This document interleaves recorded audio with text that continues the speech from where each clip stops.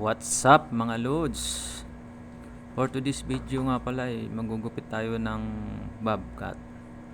O makakaya ko kaya to gupitin? Kasi medyo kinakabahan ako rito mga lods Sana tingnan nyo na lang kung kaya ko. Comment naman kayo mga lods kung okay na yung gawa ko mga lods.